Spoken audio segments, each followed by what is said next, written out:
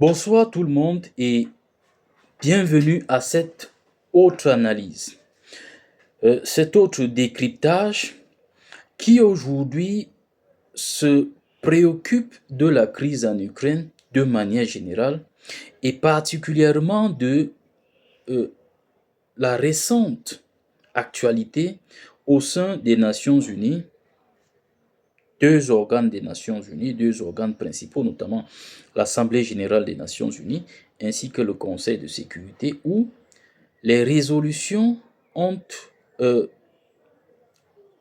éventré une certaine cohérence dans les positions entre Washington et Moscou, entrant en contradiction parfaite avec les positions de l'ancienne administration américaine, c'est-à-dire l'administration Biden. Et donc, sachez en introduction que 3 ans après le début du conflit en Ukraine, les États-Unis et la Russie ont voté ensemble lors des sessions sans précédent à l'ONU concernant cette crise, tant à l'Assemblée générale qu'au Conseil de sécurité. Ils ont plaidé pour une résolution rapide du conflit sans défendre les frontières de l'Ukraine, encore moins son intégrité territoriale, et surtout sans condamner l'agresseur. Lors de la session de l'Assemblée générale des Nations unies, les États-Unis ont initialement voté contre une résolution proposée par les pays européens demandant le retrait immédiat des troupes russes du territoire ukrainien.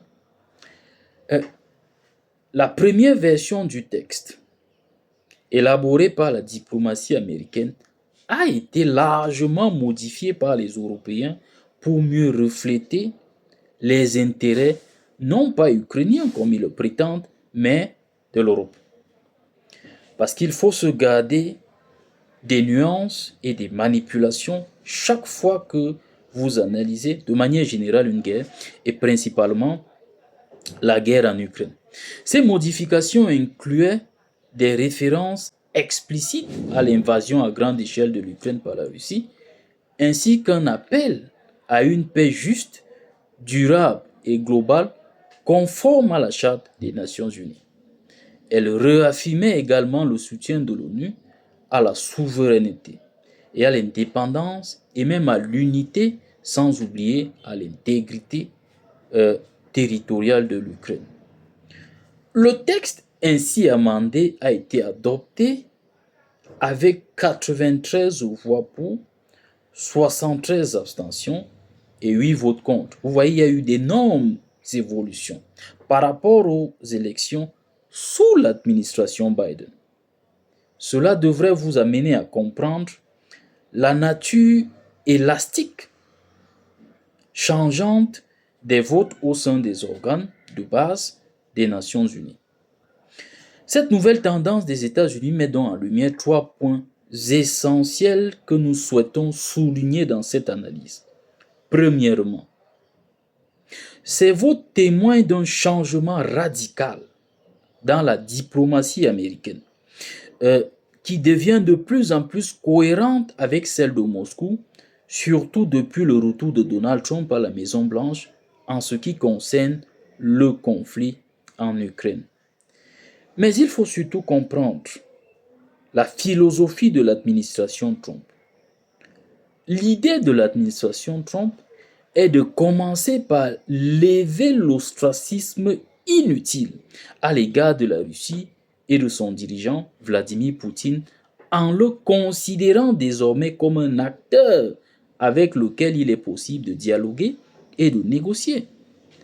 Pendant 3 années de conflit, l'Occident s'est contenté de sataniser Poutine, le traité de dictateur, responsable de crimes de guerre, de l'ostraciser et de lui imposer des sanctions inefficaces. En conséquence, nous avons assisté à 3 années de guerre ininterrompue, accompagnées d'un soutien massif de l'Occident conduisant à la destruction de l'Ukraine. Et il est important que vous le sachiez, c'est peut-être subjectif, mais ce fut un espoir de la Russie. Les États-Unis ne vont jamais en guerre tout seuls. Ils y vont toujours en coalition, premièrement avec leurs alliés traditionnels, donc la Grande-Bretagne et certains alliés en Europe lorsque ces derniers sont persuadés.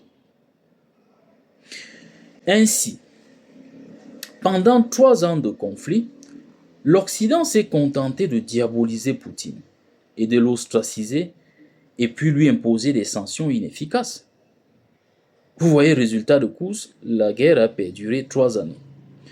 Donc, Donald Trump adopte une approche différente en affirmant que la paix en Ukraine est intrinsèquement liée à la participation de Poutine, qui est tout à fait pertinent de notre point de vue. C'est une position efficace et pertinente. Deuxième point, ces mouvements mettent en lumière le fossé grandissant entre les États-Unis et l'Europe, ainsi que l'évolution de la politique de Washington sous l'administration du président Donald Trump. Vous voyez, et l'Europe se retrouve ébranlée. Et c'est cela qui illustre sa perte d'autonomie en matière de politique internationale. Elle n'est plus autonome. Les diverses lamentations de l'Europe, les réunions organisées par le président français, les réunions en visioconférence en urgence, illustrent, démontrent que la politique extérieure de l'Europe ne peut pas se passer du soutien américain. Comment donc cela diffère-t-il des actions passées des États-Unis, c'est-à-dire ce comportement contemporain de l'administration Trump?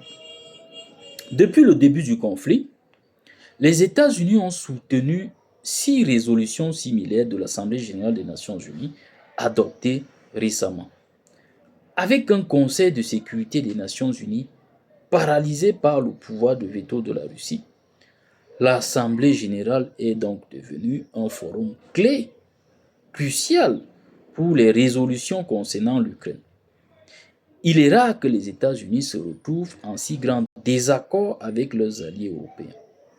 Depuis que la Russie a déclaré la guerre à l'Ukraine il y a 3 ans, le Conseil de sécurité est paralysé, gelé, par la capacité de la Russie, l'un des 5 membres permanents, à opposer son veto à toute résolution, qui, elle, est active. Souvenez-vous, les résolutions émises par le Conseil de sécurité peuvent entrer, sont exécutoires.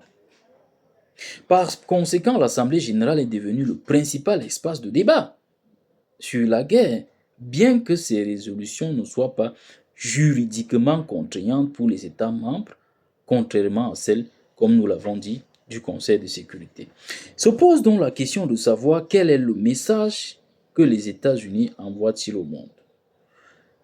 La vice-représentante des États-Unis auprès de l'ONU, Dorothy Shea, a souligné que plusieurs résolutions antérieures de l'ONU appelant la Russie à retirer ses troupes ont échoué à mettre fin à cette guerre. Avant le vote, Shea a déclaré que le conflit dure depuis trop longtemps et nuit à la fois à la Russie et à l'Ukraine. Ce dont nous avons besoin, c'est d'une résolution affirmant l'engagement de tous les États membres de l'ONU à mettre fin durablement à la guerre, a-t-elle ajouté, précisant que cela représente un premier pas vers la paix. Cette position contraste fortement avec les déclarations de Linda Thomas-Greenfield, ambassadrice des États-Unis auprès de l'ONU, sous l'administration de l'ancien président Joe Biden. Troisièmement, après avoir soutenu que l'Ukraine était à l'origine du conflit et qualifié son président Volodymyr Zelensky de dictateur, ces votes illustrent le tournant radical de la politique étrangère américaine depuis le retour de Donald Trump à la Maison-Blanche.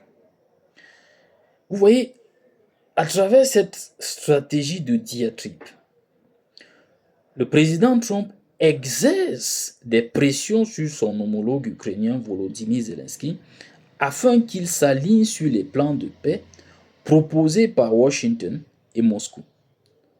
Euh, Trump manœuvre ainsi habilement en utilisant la négociation, la pression et in fine la force pour contraindre son homologue ukrainien à adopter la posture euh, préconisée par Washington et adoubée par Moscou relativement à, aux issues de paix s'agissant de la guerre en Ukraine. Infiniment merci de nous avoir suivis. Nous vous invitons à vous abonner à cette page pour bénéficier de davantage d'analyses objectives et pertinentes sur l'actualité internationale. Une fois de plus, merci et à très bientôt.